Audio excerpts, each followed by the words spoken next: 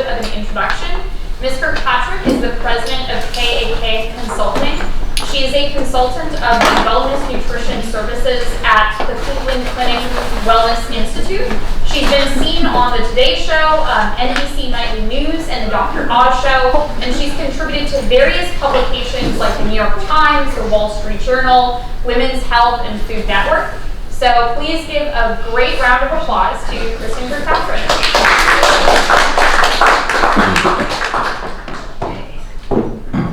Turn my mic on. If I need it, I'm pretty loud. Test. Test. Okay, hold on. Try going the other way. Try going the other way. Wait, that might work. Is that it? No? It's blinking. Is it on the on side? It's on the outside. Oh, it's You okay. guys can probably hear me though. Yeah. Are we good? We don't need a mic. Here we go. Okay. All right, good. So thank you. I'm really happy to be here. I know I have 20 minutes, so I'm going to try and stay to that, which is very difficult for me. But I want to go over some of the research that has come out in the past year and a half on social media and the impact that it's had on health and on diets. First, I want to go through a few slides. So, does anyone recognize anyone in this first slide? Anybody? Only by face, the first lady. Marion Nestle.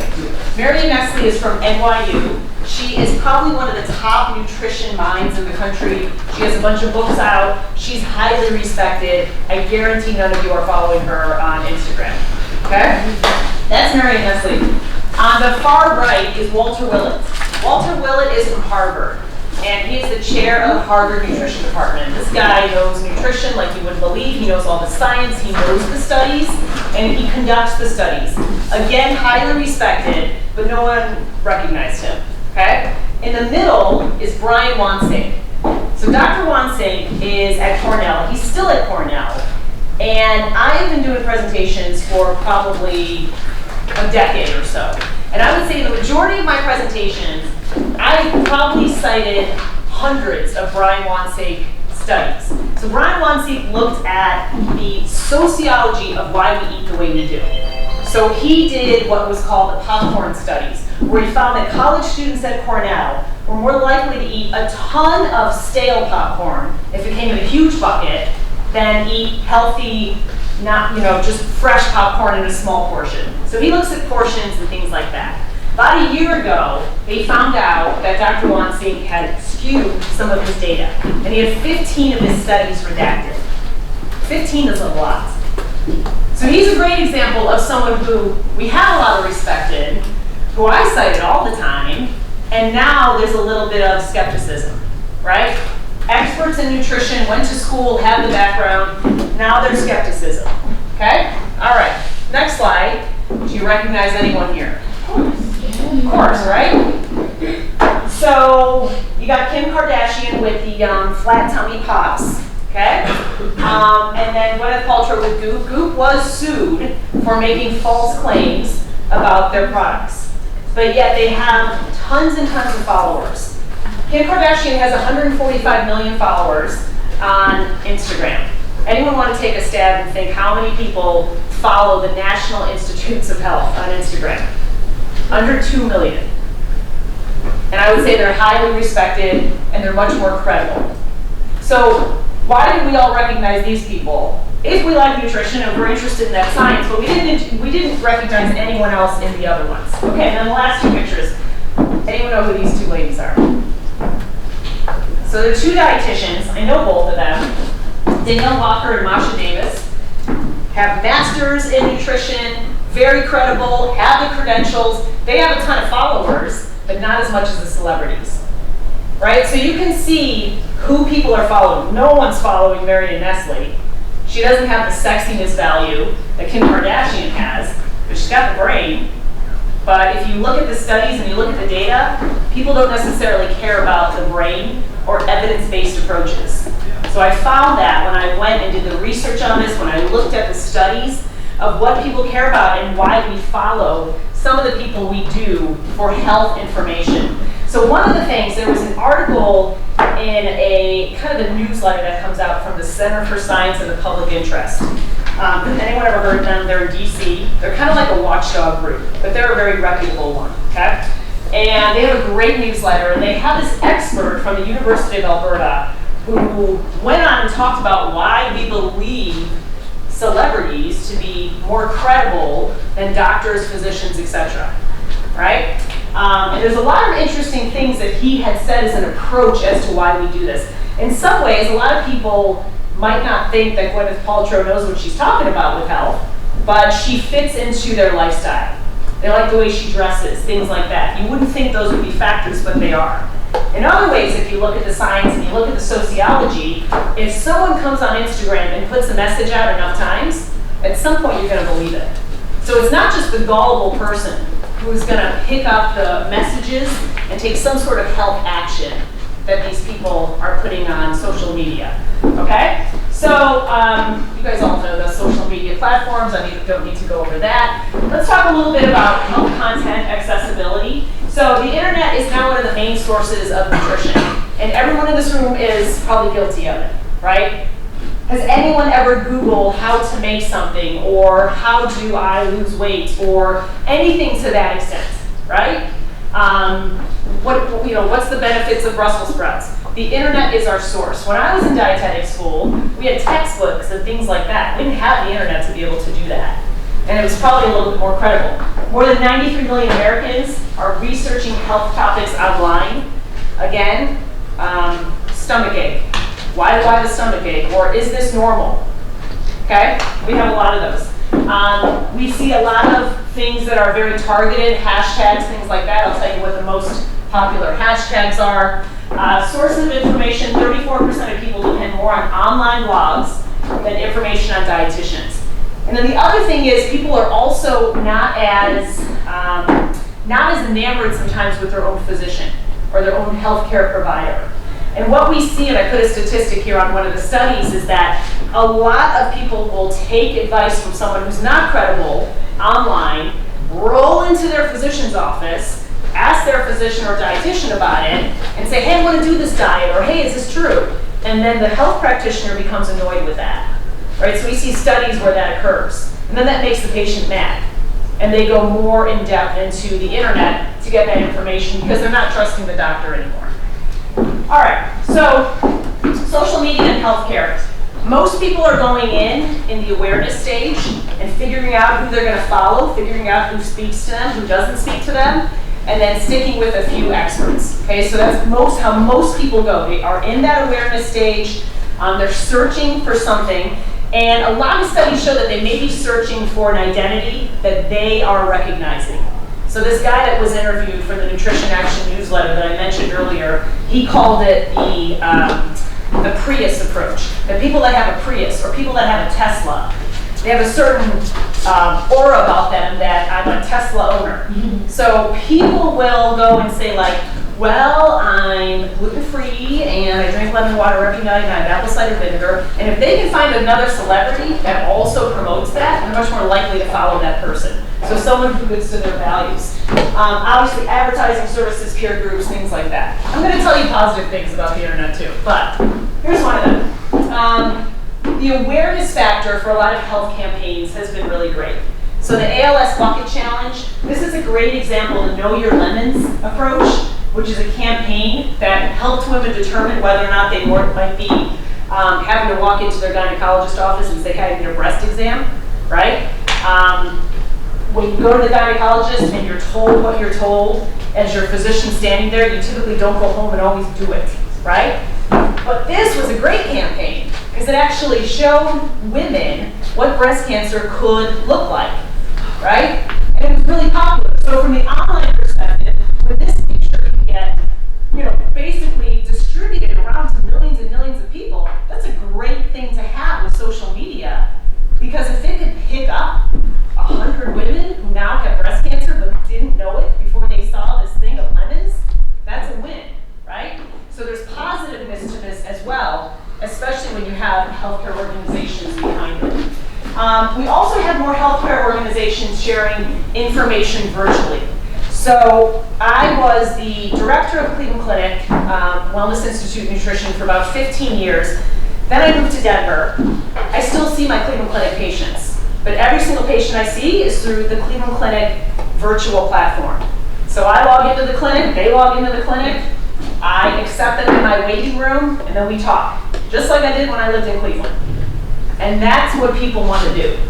That's how my patients like it. They don't have to go to an office now if they're old. They don't have to go drive there. So there's a lot of benefit to it. And in a lot of ways, this will be the future of medicine, is looking at telemedicine and how people actually want to communicate. A lot of that sparked from social media as well. Not a lot of plans cover it. The Cleveland Clinic covered virtual visits with me up until about 2 weeks ago, and for employees. Now employees cannot, they have to pay out of pocket.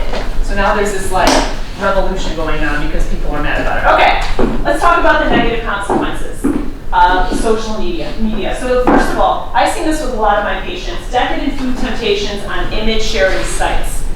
So that's the first thing. So actual men and women, but for my patients, mostly women, that will be tripped off by something they see that forces them to go out and have a binge, okay?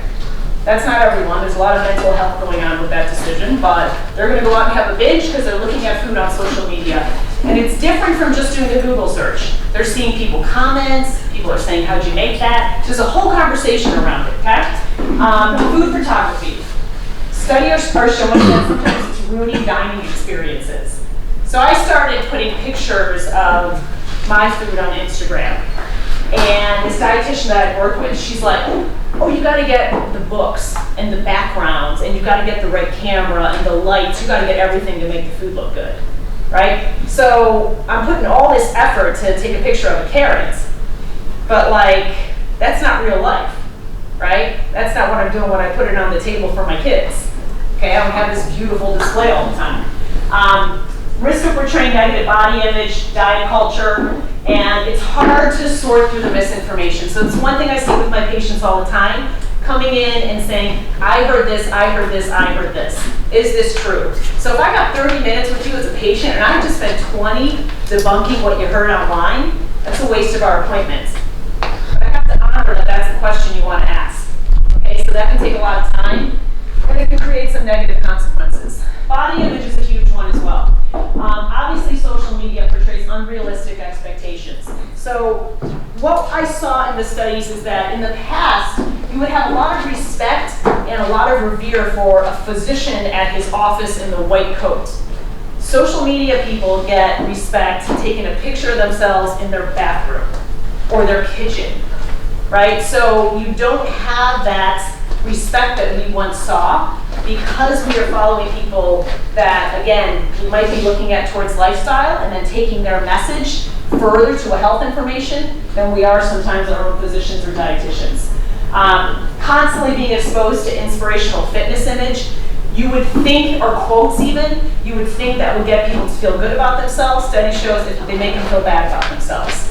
So when you see fitness professionals going ahead and putting awesome pictures of their awesome body, it's often unattainable for a lot of people, men or women, right? And so that gets into body image. So it's very hard to find positive impact of social media in terms of body image and how especially teens and young adults actually view themselves. Because they're spending all day scrolling through Instagram, scrolling through Facebook, and looking at unrealistic pictures that are either doctored or they're just taking perfect angles, right? I could take 3 pictures of myself today.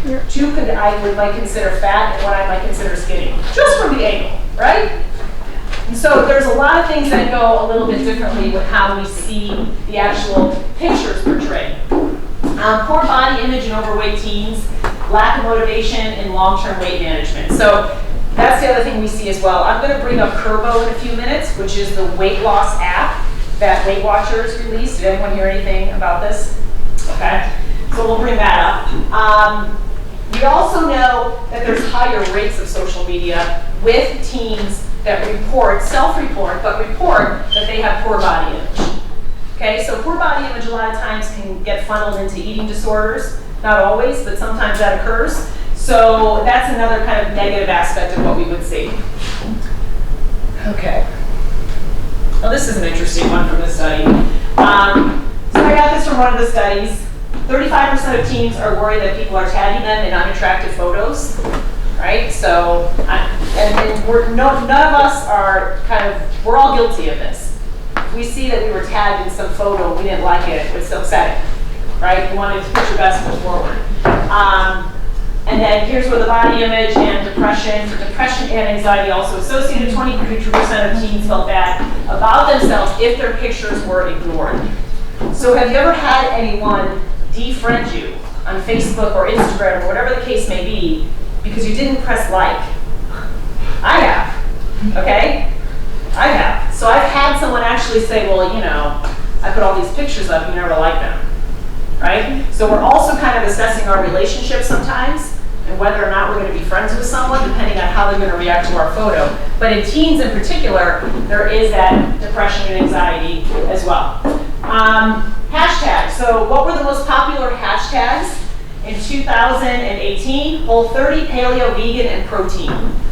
Most popular hashtags. So when we look at social media, it has the power to really transform and communicate to us how we should eat, what we should eat, eating behaviors, because you can see the most popular hashtags are all different diets, right? And I'm surprised keto's not in there, but in 2019 when they put the list out, I guarantee you it will. Twice as many people who diet are not overweight that are looking at social media, so this is another one, right? So again, I'll go back to Kim Kardashian, there's a million, but Kim Kardashian talking about these lollipops that make your stomach flat, right? And then so people that may be her size or maybe thinner than her might think, well, I need to get those and I need to look perfect like Kim Kardashian, right? So we don't know how she did to look like that, but I guarantee you it's not all natural. So again, we're not getting that. Okay, so let's look at the positive impact on health. Embracing body positivity. We're going to go through all of these, and I'm still going to stay on time, don't worry. But some of these are really important factors that we can have. So number one, there have been a lot of movements now on accepting who you are, right? So we have supermodels that are now larger size. We have catalogs now that are now showing women that I would consider to be normal, right? So it's like a patient said to me the other day, like, oh, it's so great, I got my Athleta catalog, and it was so wonderful to see overweight women. And I said, these are normal weight women that are in this catalog. Like the women that were in this catalog beforehand weren't necessarily the norm, right? So this is normal what we're seeing. And so we're seeing that embraced now by companies. The Dove campaign, Lane Bryant's, all of these companies, and then these are very strong influencers who are very big on body image. So that's a very positive thing. So now we have people that maybe felt like social media wasn't their thing because they couldn't find someone that they related to. And now they can, right? So it's not as much as the other things we're seeing, but we still have that, which is good. Positive policy change as well. So this is always evolving, but Facebook and Instagram are tightening the policies about self-harm and suicide. That has nothing to do with nutrition, but that is one example of the policy changes that are being made. Won't allow certain pictures with word pairings that promote eating disorders. So you probably didn't know about that, but there's certain things that they'll catch that if you are someone who's trying to promote anorexia, it's going to be very hard for you to do that on social media. There's a lot of people that do that. There is a population of anorexic women that I work with. They know all the blogs. They know all the online people to get the tricks that they need in order to stay the way they are, right? And it's not like the underworld of social media. It's right there on Facebook, Instagram, etc. And then that self-harm thing is a big one. Okay. Patient empowerment. So health information is very easily available and searchable. So I talked about that when I first did this presentation, in that if you wanted to search something, you could. Who you search to get that information then is where the problem can become. So I'm totally biased. I think the Cleveland Clinic is like the best healthcare institution on the face of the earth. So if you got your information from Cleveland Clinic, that's probably a good place. But maybe you are someone, maybe not in this room, but I'm just talking in general terms, maybe you're someone where you can't interpret who's an expert and who's not. So you put in a symptom or you find something out and you can't figure out if it's a good person to listen to, right? So there is this potential for self-harm on that one. Medical records are more easily obtained. So if you have a doctor, most likely you can pull your information from MyChart, okay, or something like that, an electronic medical system. That's very different too. Medicine even 10 years ago didn't have that. You'd have to go pull your records. So now you have more close attention to your own records as well. Peer groups fostering communication, motivation, and education. So this is where I'm going to talk about Kerbo in the next slide. This is an interesting study. So a peer group of IBS patients, they found that they were able to find information, communication when they had these groups. So there are Facebook groups, Instagram groups, things like that. Those tend to be more positive things. One of the things that I saw is specific to weight loss. So I write for the Today Show. And the Today Show started their own little Facebook group called Start Today. And it's like 3,000 women that are all trying to be healthier. It's not just about weight loss, but it's about being healthier, being stronger, etc. And they all kind of pat themselves on the back, and they all try and like cheer each other on. It's a great community forum. There's not one celebrity in it, okay? So that's a great example of it. We've also seen it in kids. Now, this is an app from Weight Watchers that came out, I'm surprised it's still out, called Kerbo. So Kerbo is meant for kids ages like 7 to 18 who are overweight, okay? They do all this tracking, so they're tracking their food. They get coaches that are peer coaches, so they're people like them. They're people that have the same interests, things like that. They're like cool. They're not like the old guy who's like your pediatrician who's going to tell you you need to lose weight. And so the day that this app came out, I had a call from NBC Nightly News, and they said, we want to interview on this. We want to see what your opinion is on it. Can we just come to your home in the next 20 minutes and send our camera crew, right? And I'm like, okay, that's fine. So they came, I did the interview. The interview was probably 45 minutes, okay? And there were things I liked about Kerbo, but things I didn't like. And I didn't like the fact that it started so young. So I thought, okay, if you're in your teens, this is probably not a bad idea. I thought that somehow the parents had to be involved, because the parents are the most important factor in a kid's life in terms of whether or not they're going to be able to have a healthy weight, right? Above everybody else and above anything else. So Kerbo got destroyed in the media, absolutely destroyed. We shouldn't be telling kids they need to lose weight. We shouldn't be giving them opportunities to track their food. This is going to cause eating disorders. Everybody hated it. Everybody. Right? It was a huge miss for Weight Watchers. And so what they didn't look at is the fact that for some kids who had tried everything and were in their teens, so in their appropriate age range, it could have been a great option, right? These were kids that are more likely to go onto social media, look at something that is not good for them to look at, follow someone who is not giving them good advice, and instead we're giving them something that is more evidence-based. And it was just killed because people thought, no. If you're a fat kid, we're not going to tell you to lose weight. That's going to cause an eating disorder. Okay, there's been decades of health campaigns to try and curb childhood obesity, and nothing has worked. So this is a great example of where something that's more media-related, app-related, could work better than a social media approach. Okay? But this just got absolutely killed. Okay, just a few more slides. So quality of care. Right now, healthcare organizations, doctors, dietitians, whatever the case may be, can easily communicate information. Best practices, case studies, things like that. One of the things I always tell my patients is when they come in and ask me if something is true, or if what this celebrity said is right, or if this detox that Gwyneth Paltrow said is correct, I always will push back and say, you know what, next appointment, bring me the studies that Gwyneth is citing. They're not going to find one. So that is the one thing you can always look for if you're wondering what's good, what's bad, who should I follow, who should I not follow, is the evidence-based approaches to it. I have never written an article, and I write every single week, that doesn't cite studies. Because at the end of the day, what I tell people is that no one cares about my opinion. All people care about is how I can interpret the data that's out there and how I can know what's a good study and what's a bad study, right? And whether we need more studies. So opinion doesn't really cut it in healthcare and health in general and dieting and weight loss. Opinion does not cut it. Evidence cuts it, right? Keto is the most popular diet out there right now.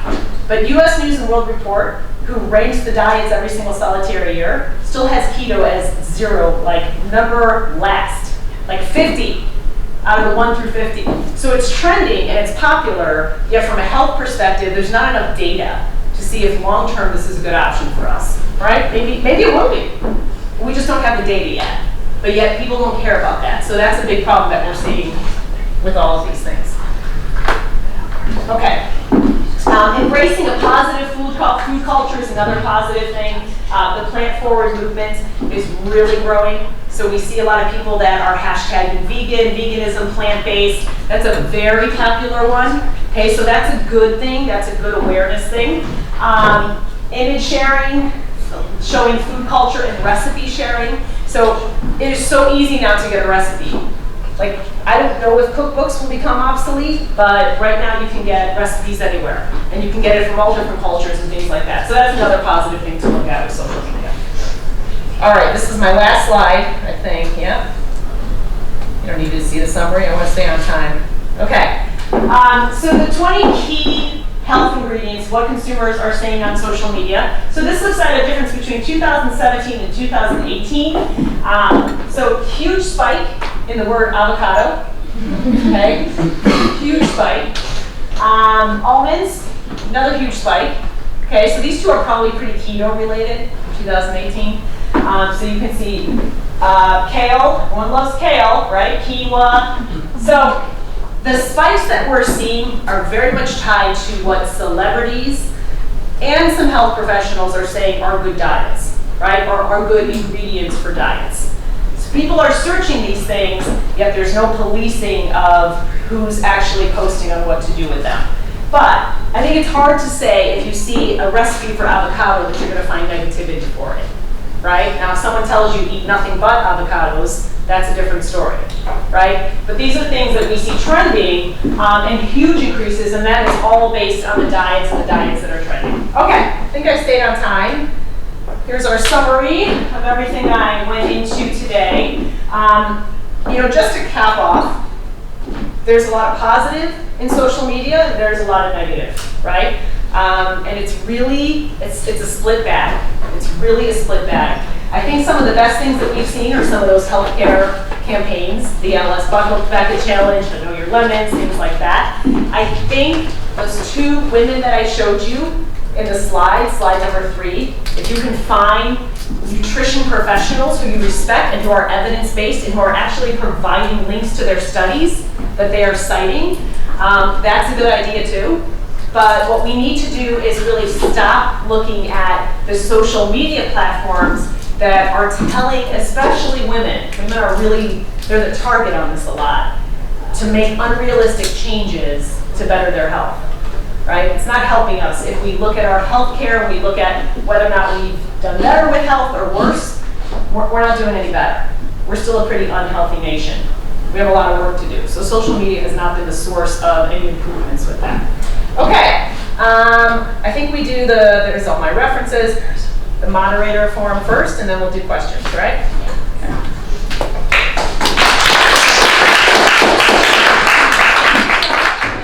Kirkpatrick for that really informative talk. And I'd now like to welcome up our student moderator for the evening, Kristin.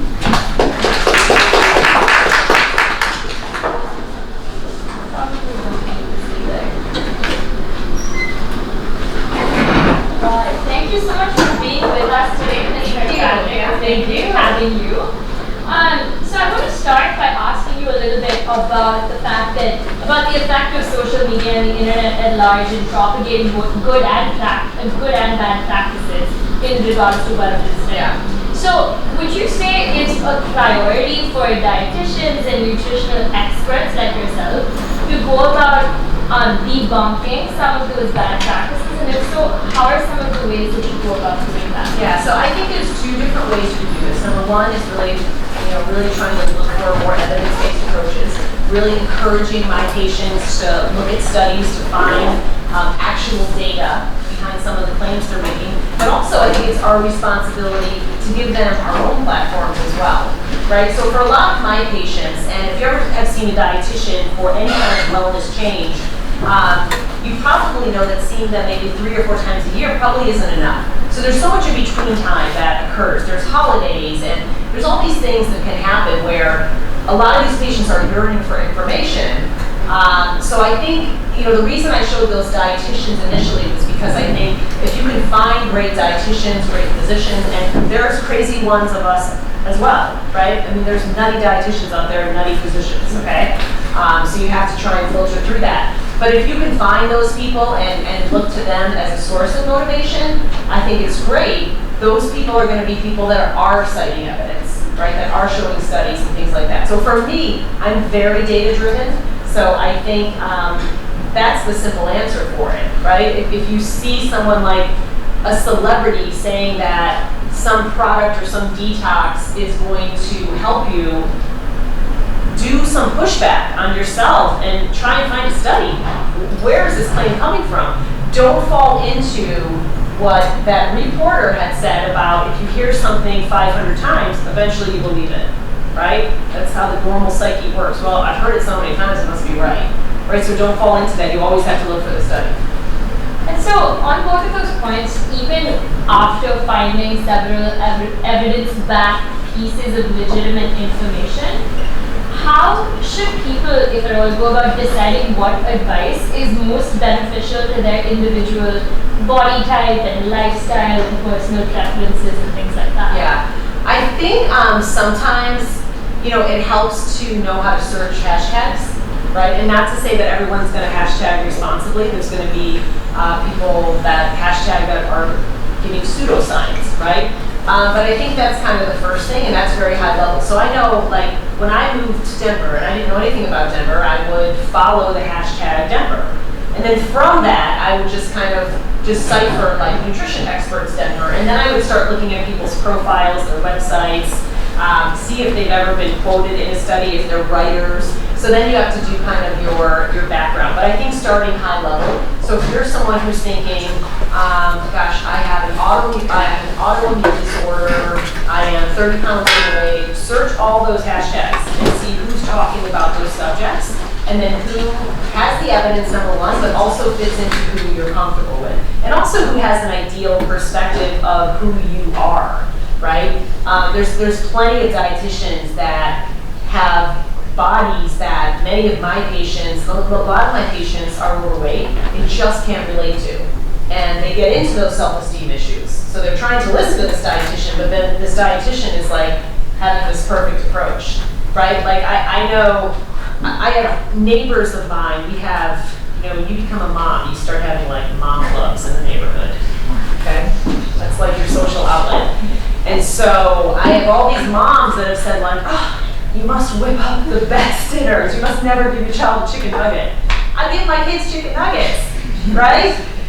So in some ways, I always joke that I've succeeded in making you believe on Instagram that I'm whipping up these like 5-course meals every night, right? How easy it was for me to do that. So we have to know that the people that we are trying to follow, they are real people too, and have real challenges and things like that. But deciphering and kind of breaking down based on what you feel is best for you, I think, is the best approach.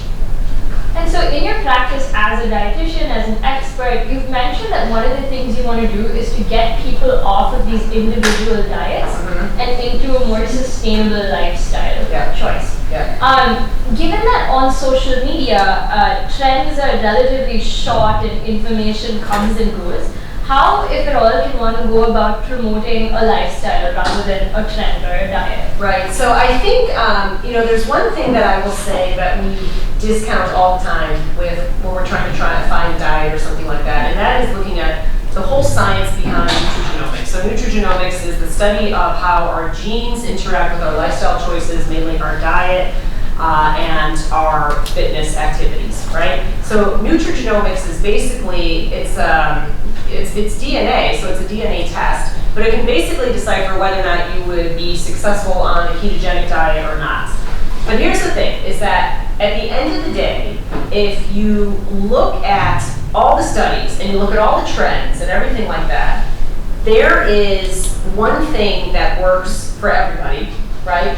And it's different for everybody. So I always tell my patients, just because keto worked for your neighbor doesn't mean it's going to work for you. And anything you can't sustain more than 4 weeks is going to make you gain weight and may make you go back to really bad habits. So I think it's about a moderate approach. I think we have to get away from the shame and the guilt when we have things like sugar, right? And we all know sugar's not good for us, okay? But if you have sugar, you're not going to die. All right, so we have to allow a little bit of moderation, and that's why things are not sustainable. We have to look at what our ancestors ate. I think that's a really big approach, is to see what our ancestors actually ate. What are we meant to eat? Our own genes, although that costs people money because it's a test, right? That's an important factor as well.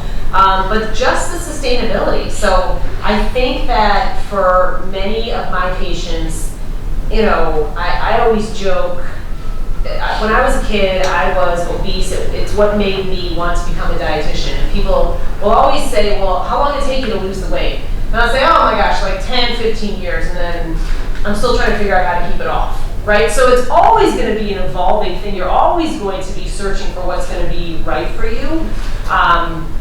But at some point, you figure it out. And it's usually nothing to do with the trend, right? I don't know one patient of mine that has stayed on keto longer than a year. And I would say the only thing I think right now that is a wonderful approach to kind of eating is looking at time-restricted eating, which is a form of fasting where you're only eating 8 or 10 hours a day.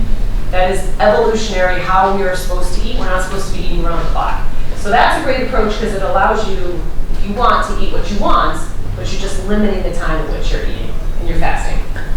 Correct me if I'm wrong, but you've tried some of these approaches yourself before recommending them to your patients. Yeah. So how do you go about, how do you balance the risk, if any, of attempting all of these new options yourself, but also wanting to provide like first-hand information to your clients? Yeah. I always will try and do a diet first. A lot of times it's because I write. And so if I'm going to do, like I did an article for the Today Show, and it was me doing the ketogenic diet for 30 days.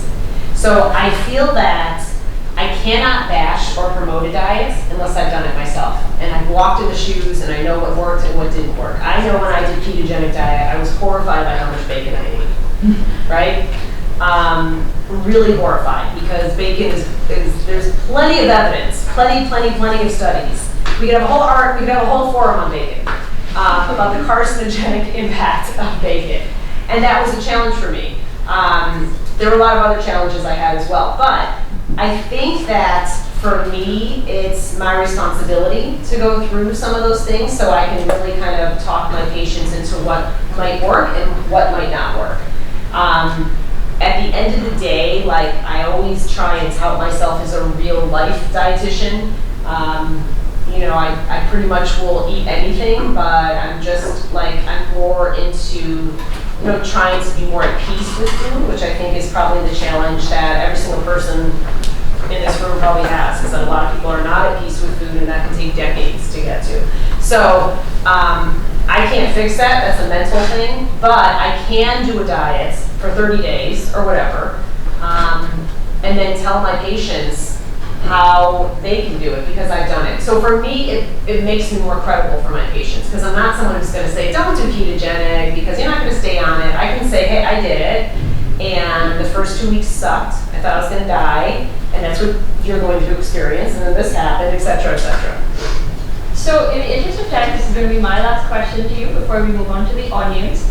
But, so you mentioned in your talk as well that the rise of the body positivity movement on social media and in mass media in general. How, if at all, has that movement entered into the conversation with dietitians and people that provide information and counsel on wellness and things like that? I think it's actually, it can be somewhat challenging because in some ways, the movement is slow compared to all the other things that are showing thin people, right?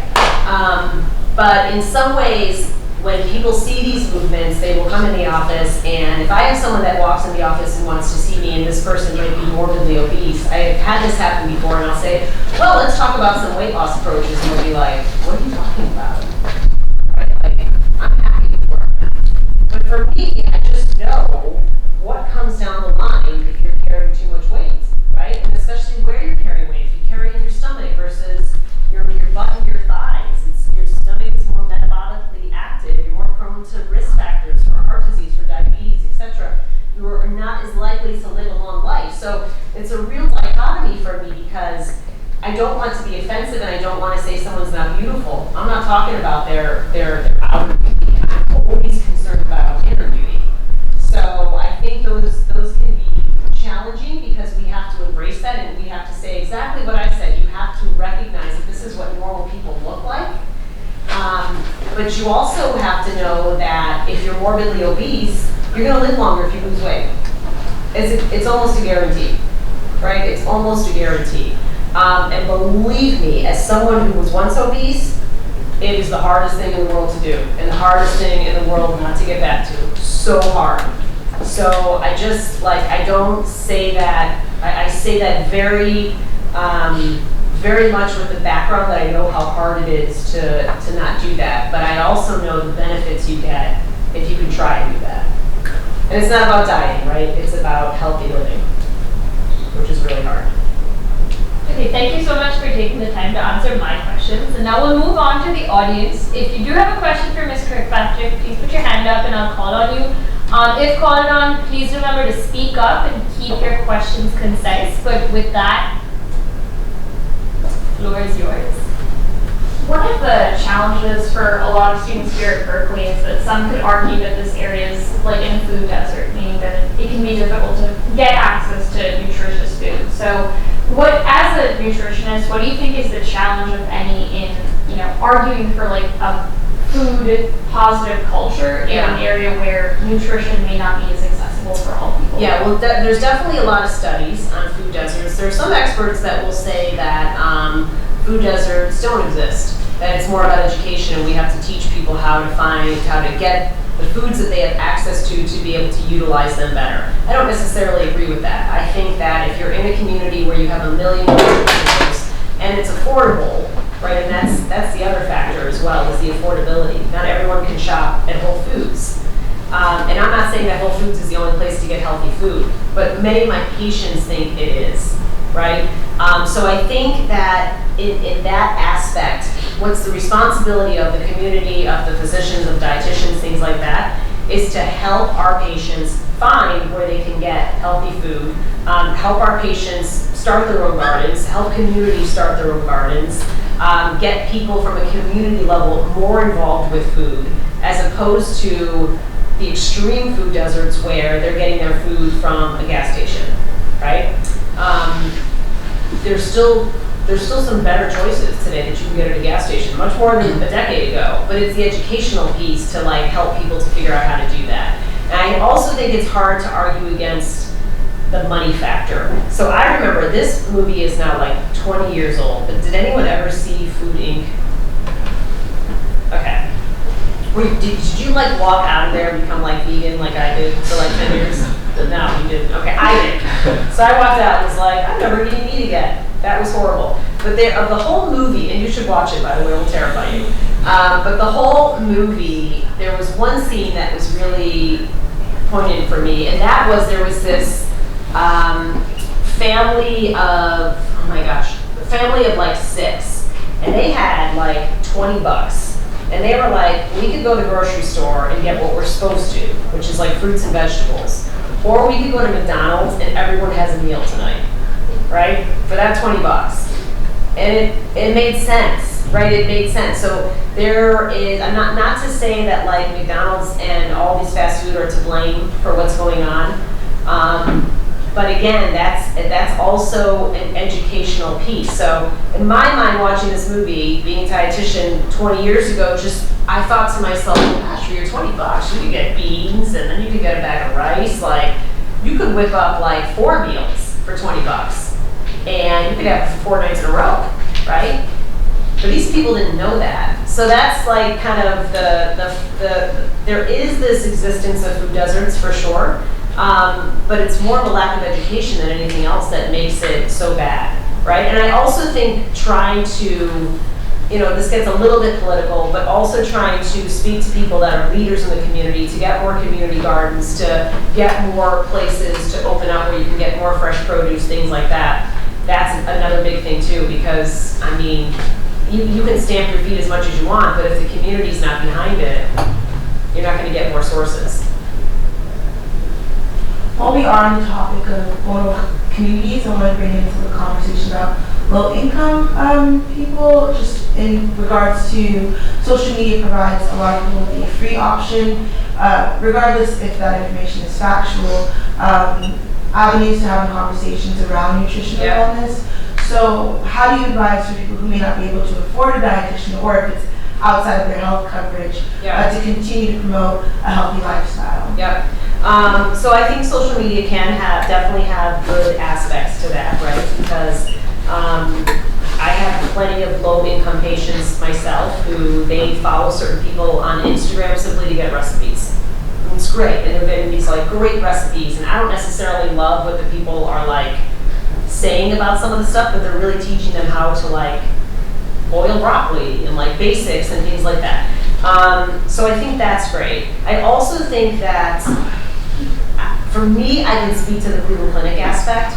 We had so many opportunities for people to go in and meet with groups, usually with a dietitian, or talk about things like that, or get involved in a study. Studies are always free for people to participate in. And so we had a lot of studies with low-income individuals, a lot with type 2 diabetics in the Cleveland inner city area.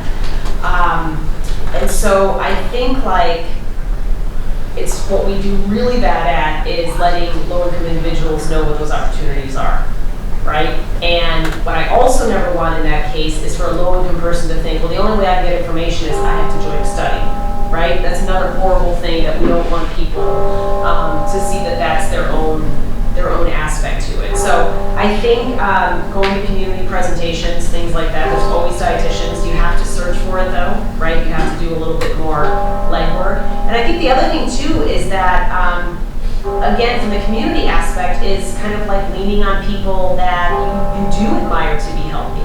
So if you have a friend who's really doing well with their own wellness, saying, hey, can you teach me how to cook this? Or can you kind of walk me through what this is? Or getting a buddy and trying to like get rid of bad habits together, right? Getting rid of a bad habit alone is awful. But if you get a buddy who's with you, it makes it a lot more easy. So there's no good answer to that one. It remains a problem, and if people say it's not a problem, it's just not true, or they don't know what they're talking about, right? But I think we have a long way to go on that one. So we perhaps have time for one more question. Hi. Hi. So, in terms of like people or brands promoting diets online, do you think that there should be any legal ramifications? Because diets can fall down to the point where they actually accidentally kill themselves. Yep. So there have been some legal ramifications. Goop is probably a great example of that. I can't remember what the lawsuit was, and it was probably something. I don't know if it was something settled out of court. I don't remember the specifics with it. But I do think because there's so many rules now, especially when I started months ago looking at research with this, with the self-harm, that diets can probably be an extension of that, right? One place where you could see a lot of irresponsibility is fasting mechanisms, right? So fasting is very popular right now, and I think fasting is wonderful if you know how to do it, if you do it right. But some people might promote very unhealthy fasts that could create death, and there's actually have been some deaths. So it's really hard to track. I think it's hard to monitor, but I think if we see more of them, there'll be more rules, because those rules and regulations, and again, they're rules and regulations that social media people are imposing, right? It's not necessarily a law. No one's going to jail, right? Gwyneth Paltrow is not behind bars because she's like giving out pseudoscience. But I think right now, if you look at the statistics, the greatest harm that's occurring is the financial drain that people are spending, right? Which is, again, legal, right? You're going to waste your money on a bunch of supplements and detoxes and things like that. I don't see legal things happening anytime in the next few years, but I think if there's more deaths and things like that, that's probably going to happen, right? But I also don't think, I mean, there's, of course, some wacky people out there, but I don't think, like, the celebrities, yeah, like, if you get Kim Kardashian's little lollipop, like, you're not going to die. You're not going to lose weight, but you're not going to die. So I think there's very few of those scenarios. I think fasting and eating disorders would be kind of your outliers, but very few where that's going to happen. Now, having said that, if you do something like you're doing a diet that's not good for you, and maybe you have high blood pressure or you're on a medication, right, that you shouldn't be on a specific diet with, over time you could form a chronic condition. And from that chronic condition, you can die, right? So it's very hard to track. If you look at the Nurses' Health Study, if you look at the Framingham study, I mean, all these huge studies that are out there, they're tracking people for decades and decades and decades. So when you look at some of the big ones, the very biggest studies, there's just a huge study from the Nurses' Health Study looking at the prevention of skin cancer in individuals that ate more foods that were higher in vitamin A. Okay, that took decades, right? So with nutrition, if you want something reputable, that's why I said, like, keto might be great, but we got no data. In 10 years, maybe we'll have more data. We can make a more educated statement about keto, right? We don't have it yet. So because it takes so long and people are not in studies, they're just kind of following people, I think it's years before we would see legal ramification of that. So unfortunately, that is all the time we have for questions. Thank you so much for answering our questions. I'd like to invite our president, Tanya, back up on the stage for closing remarks. Give another round of applause. At all of our events, we always gift our speakers a custom poster. So here you go. Thank you. Of course. Thank you. And thank you for everyone that attended. Thank you all so much. For attending tonight's edition of the Berkeley Forum. We have more events coming up. We have one tomorrow with Michelle Lamont, who is a tenured professor of sociology at Harvard University, and that'll be held at 6 p.m. in 186 Twinnell. And then next Tuesday, on October 8th, we'll be hosting White House Special Assistant on Native American Affairs, Karen Diver, and she'll be speaking at 81 Evans Hall. And you can also check us out on Facebook for more information. And the last thing is we always really value your feedback. So if you all have the time, you all can fill out tinyurl.com/Berkeley Forum feedback. That would be really helpful for us as we continue to improve our events in the coming semester. Have a great night.